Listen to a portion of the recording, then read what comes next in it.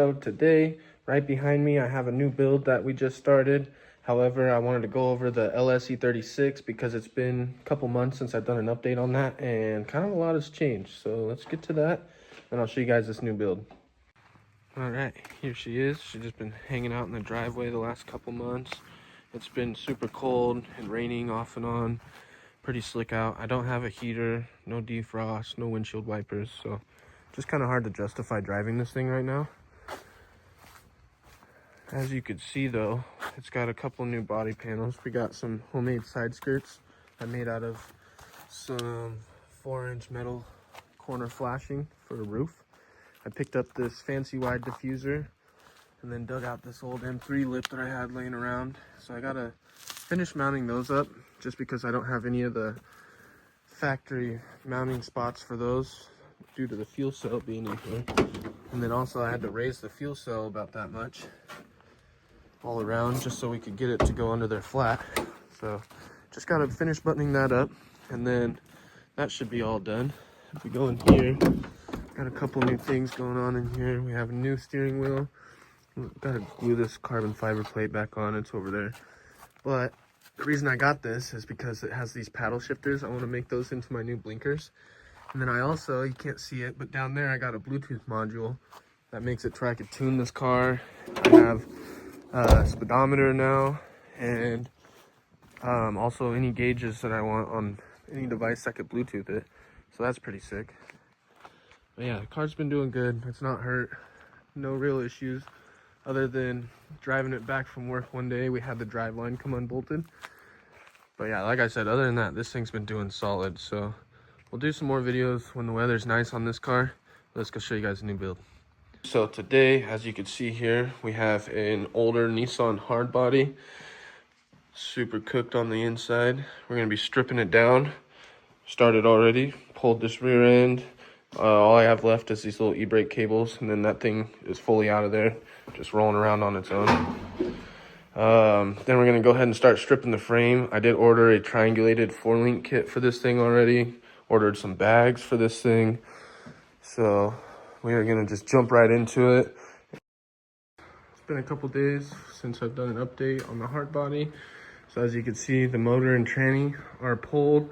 I did shave the whole, well not shave, but I got rid of everything in the engine bay. I'll do a little before and after. And then I just got done removing the factory dash. As I showed you before, it was just pretty much destroyed. Didn't really keep much of the interior electrical because I think I'm gonna try, I haven't measured everything yet, but I'm gonna measure it out in here, and then I'm gonna measure this other dash from another car that I have. It's like a 2002 IS300. I'm gonna try and squeeze the dash in there after we strip out everything in there. And then if you come back here, you can see we got the whole frame stripped, prepped for welding up the 4-link. The 4-link is here, the bags. We got the kit basically bolted together, and phone died in that last clip, but I did go ahead and practice some welds, and then I tacked these guys up. And if you can see in there, it's not the prettiest, but it's really not that bad. It penetrated pretty good, whacked them all with the hammer.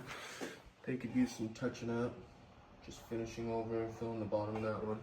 But the upper part of the 4-link is in, it's welded on. Now I just got to unbolt those, take the axle back out. And then if you can see over here, we gotta take out those old spring perches from the leaf springs. We're gonna cut those off. And then we are going to weld up this bracket. It's a little dirty, but we're gonna weld up this bracket underneath, something kind of like that. And I'm gonna put my foot in your ass if you say "and then" again! We do have these little side brackets if we wanted. We can do something like that, or we can just send it straight into the inside of those. However we're gonna do it, I haven't really checked that out yet, but we're getting there. It looks a little off-centered, but it's actually not, because the diff is off-centered, I believe. From here, the middle of this is 8.5 inches to the start of each of those. And then they measure out the exact same distance from the cab to the frame, cab to frame. So that's good there. We also centered it on both sides, make sure it's in the same length. We use these holes to center the axle, and everything's going pretty good so far. We ran out of wire and grinder wheels, so we're gonna get more of those and we'll get right back to it. Alrighty guys, I officially have a 4-linked hard body. We got everything welded up finally. They're not the prettiest welds, but for flux core, it's not terrible. Alright, I got the truck sitting down on its own weight. You can see it's super low. This frame back here used to actually sit above the top of that tire. And then we just got the bag plates and bags kind of mocked up, just sitting there. Still got a box in the frame, so I have something to weld onto. But super stoked to see this thing on the ground finally. So now we can get that Lexus dash in here, start working on the interior a little more. We got it most of the way stripped. We'll get some brackets made coming off of those probably. And then get the dash exactly where I want it, get it bolted up, get the cluster and everything back in the dash, and probably start building from there. All right guys, as you can see, we kind of got the dash in here a little bit better. We got more of the accessories out of the Lexus, the cluster, the center console, the airbag we took off of the cover, so now we just have the cover itself. Got to put that plate back in once it's fully mounted. But the dash, I think, is going to look really good. There's a little gap like this on each side, but once you got a bar going there for the roll cage, I don't think you'll notice it too much. And I could always make a plate and paint it black. And then back here, you can see we got most of it all done. I got the lower plate welded back there. Only one side, I ran out of more wire. Got to pick up some more. And then I did get some material to cap off the frame, so we can get started on that. And we got the front up in the air because we're gonna start tearing this apart as well. Get started on the front bag setup. We'll strip the shocks, pull the whole hub assembly apart, and basically start taking some measurements and get that figured out. Then we're gonna start sanding the whole truck as well. I kind of messed around and painted it black. I'm kind of digging the black, so I'm gonna sand it. Then we're gonna actually paint it because I just wanted to see how it looked.